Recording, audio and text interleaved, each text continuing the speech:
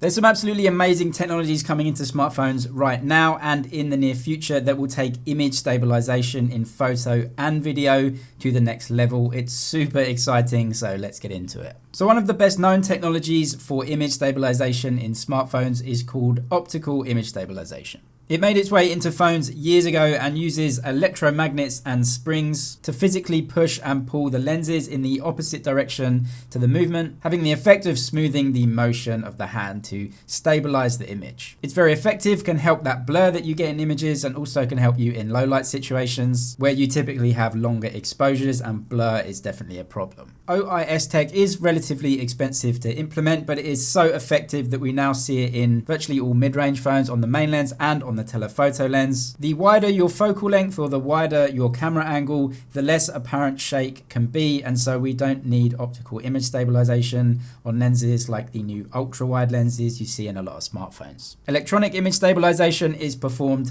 by the processor by cropping in on the image. This is used mostly in video and crops in on the image so that it has a buffer around the edges of the image that it can then zoom in and out of to create the sense of a stabilized image. Super Steady Mode for video is something that Samsung have recently introduced in smartphones. So what sort of magic is Samsung using to create this ultra stabilized image? According to Samsung, all that they do is film the video not on the main lens, but on the ultra-wide lens, and then they use electronic image stabilization on that lens to crop into the image, creating a larger buffer area around the image that they can then move around to create the feeling of a stabilized video. Super Steady Mode films the video at the normal 30 frames a second or 24 frames a second, which is the normal frame rate that we film videos in. Yeah, so this is a really clever workaround of the situation. Usually you film video on the main lens, which is already not a very wide angle lens,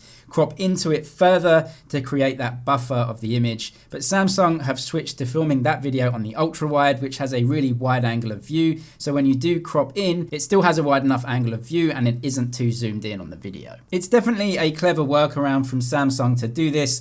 And now that we have high resolution image sensors under those ultra-wide cameras and 4K video recording from the ultra-wide cameras, there's enough resolution to do this. That's why we see phones like the Huawei Mate 30 Pro using the ultra-wide camera as its main video camera. It has a 40 megapixel high resolution sensor under there, so it can give you good stabilized video from that ultra-wide camera, and it can easily give you an ultra-wide view and a cropped in view from the same lens. You will see this trend continue with manufacturers moving the main video lens from the main camera to the ultra wide camera. So what is Super Steady OIS? This again is on Samsung phones and is different from their Super Steady video. This is a new type of technology from a company called AP Photonics and uses something called lens shifting technology. This technology achieves an anti-shake function by literally tilting and moving the lens inside the camera. Gyro sensors within the phone detect any movements of the hand while taking a photo, and the lens shift can prevent any movement and also acts as the autofocus function as well. This is found in the Galaxy S10 Lite,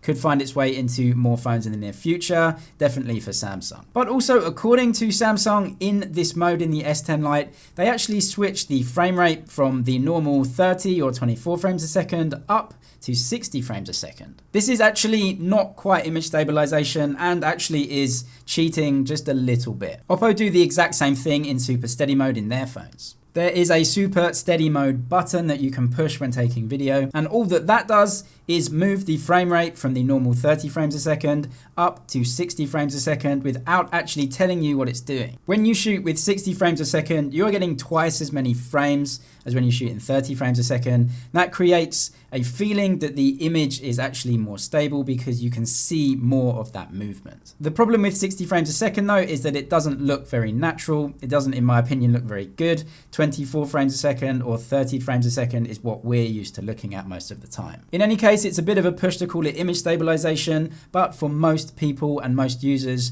they aren't really going to notice, and it does create a smoother looking image. Then you have these rumors about something that Apple might be working on and using and putting in upcoming iPhones, which for me is the most exciting technology of all. Sensor shift technology could be coming to iPhones in the near future, and this is going to yield some incredible advances in photos and video. Sensor shift technology, as the name suggests, moves the actual sensor around in a focal plane so that if any shake is noticed by the phone, it will move the sensor to compensate. Sensor shift technology, or in-body image stabilization, IBIS, can create some of the smoothest video of any of these technologies. However, it has one other amazing advantage. When you take a photo, the actual image sensor can be moved around slightly to take more images, capture more information, and then put those separate images together to give better looking and higher resolution images. That means you can use a 12 megapixel image sensor, but actually get much higher resolution images from that sensor and better looking images too, because there's more information captured. There are some downsides though, as you need a longer exposure. It can actually create a blurrier image, but sensor shifting tech is definitely exciting and definitely something Apple are working on anyway. Subscribe for all the latest tech news and videos. That's it for now, but I'll see you in the next one.